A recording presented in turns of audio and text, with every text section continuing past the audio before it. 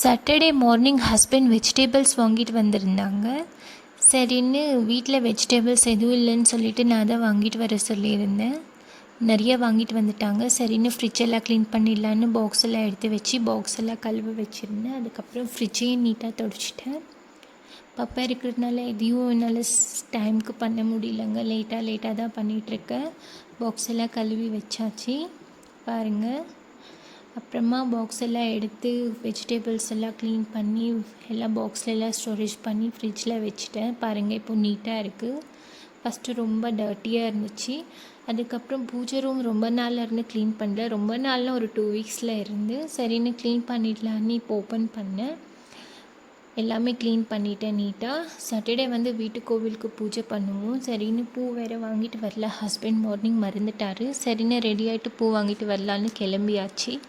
வந்து பூஜை பண்ணலாம் 6 o'clock மேலேன்னு சொல்லிட்டு பாப்பாவும் ரெடி ஆகிட்டா கிளம்புறதுக்கு. ஸ்கூட்டியில் தான் போயிருந்தோம். பூ வாங்கிட்டு வரும்போது சரி கொஞ்சம் டைம் இருக்கேன்னு சொல்லிவிட்டு வேளாங்கண்ணி பார்க் போகலான்னு வந்தோம். ஃபஸ்ட் மாதிரி இல்லைங்க, இப்போ நிறைய ஷாப் வந்துருச்சு. Panipuri, கோலியலி, golgappa, sandwich, egg role, அதுக்கப்புறம் ice cream, kulfi, soup, tea, coffee, bhelpuri, இந்த மாதிரி நிறைய ஷாப் வந்துட்டுருக்கு. இந்த ஐஸ்கிரீம் பார்த்தாலே எனக்கு சின்ன வயசு தான் ஞாபகம் வருது. வீட்டுக்கிட்ட அப்பப்போ பெல் அடிச்சுட்டு வருவாங்க. அம்மாக்கிட்ட கெஞ்சிட்டே இருப்பேன், வாங்கித்தாம்மான்னு சொல்லிட்டு. அப்போ டேஸ்ட் நல்லா இருந்துச்சு. இப்போது அவ்வளோவா எனக்கு பிடிக்கல. சின்ன வயசில் இருக்கும்போது எல்லாருக்கும் அப்படி தானே. அதுக்கப்புறம் பார்க்குக்கு வந்துட்டோம். பாருங்கள், எங்கள் ஃபேமிலி கூட வந்து டைம் ஸ்பெண்ட் பண்ண ரொம்ப நல்ல பிளேஸுங்க. அவ்வளோ ஜாலியாக இருக்குது. இப்போ புதுசாக எல்லாமே கட்டிகிட்ருக்காங்க. இந்த பார்க்கு, இந்த ஊஞ்சல் அதெல்லாம் புதுசாக இது பண்ணிகிட்ருக்காங்க.